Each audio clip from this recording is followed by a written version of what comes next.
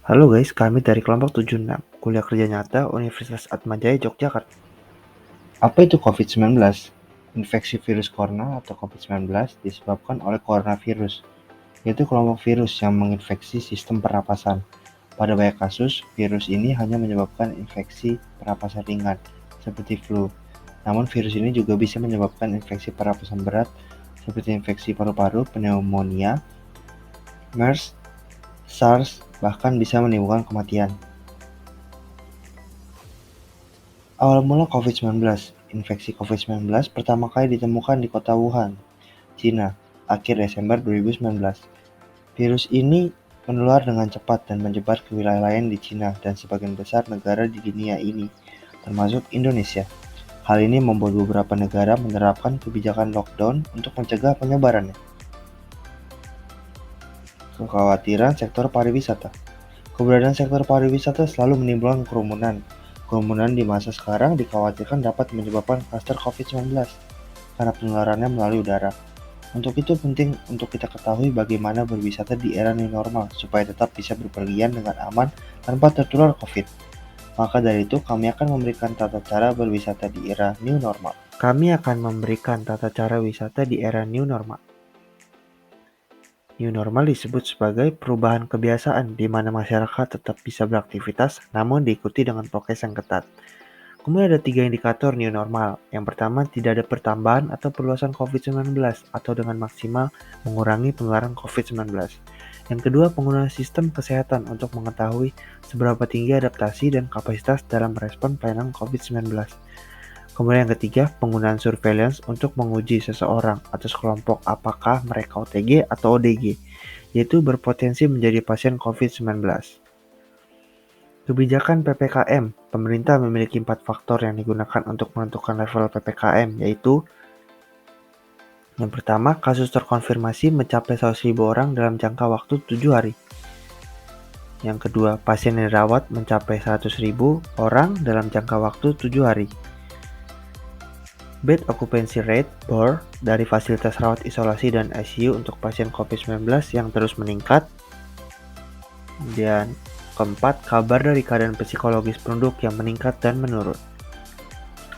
Indikator PPKM. Berdasarkan Kementerian Koordinator Bidang Kemaritiman dan Investasi, ada 4 level dari PPKM. Yang pertama, level 4, PPKM darurat. Dalam jangka waktu 1 mingguan, terdapat konfirmasi kasus melebihi 100 per 100.000 penduduk.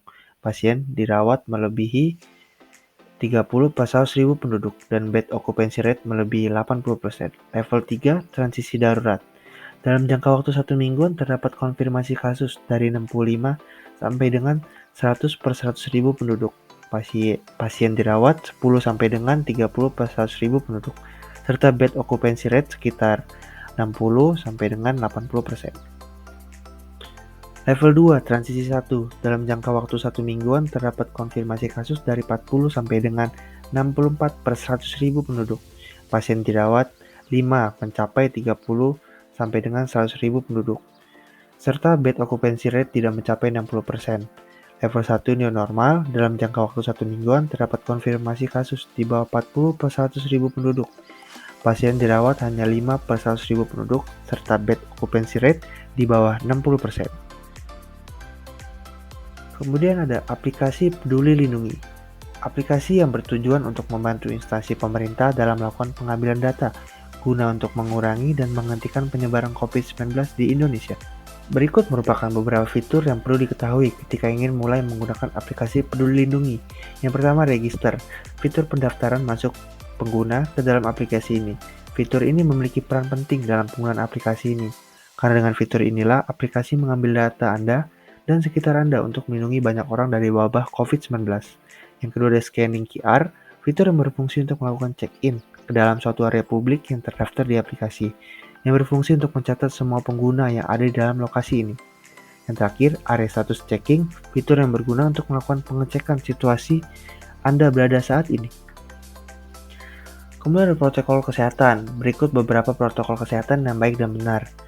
Yang pertama, menggunakan masker. Pastikan masker yang digunakan menutupi hidung, mulut, serta dagu secara menyeluruh dan tidak terlalu sempit ataupun longgar. Kemudian mencuci tangan. Mencuci tangan menggunakan sabun dan air selama 20 detik, terlebih saat sebelum memasak atau makan. Menggunakan kamar mandi saat melepas atau memakai masker, saat bersin atau batuk. Kemudian ada pengukuran suhu. Salah satu cara mendeteksi seseorang sedang sakit atau sehat melalui pengukuran suhu. Suhu tubuh manusia normal yaitu sekitar 36,1 derajat Celcius sampai dengan 37,7 derajat Celcius. Apabila suhu tubuh seseorang melebihi 37,7 derajat Celcius, maka orang tersebut bisa saja sedang mengalami demam dan tidak dianjurkan untuk pergi liburan karena ditakutkan membawa penyakit COVID-19. Kemudian ada pembatasan pengunjung dan cara pemantauan. Pembatasan pengunjung sebanyak 50% dari kapasitas tempat wisata merupakan salah satu cara mencegah terjadinya kerumunan. Cara pemantauan yaitu dengan menggunakan aplikasi Peduli Lindungi. Pemasangan peringatan untuk melakukan prokes dan pemantauan pelaksanaan prokes. Masyarakat dapat diperingatkan mematuhi prokes yaitu dengan memasang peringatan di desa dengan menggunakan kayu bekas yang dimodifikasi dan ditambahkan peringatan prokes. Kemudian dipasang di beberapa titik strategis yang dapat dilihat dengan jelas oleh pengunjung. Pemantauan pelaksanaan prokes dapat dilakukan dengan pengawasan langsung oleh kepala unit rest area. Pemantauan pegawai dan pedagang di lokasi wisata. Yang pertama, pastikan tetap sehat sebelum bekerja.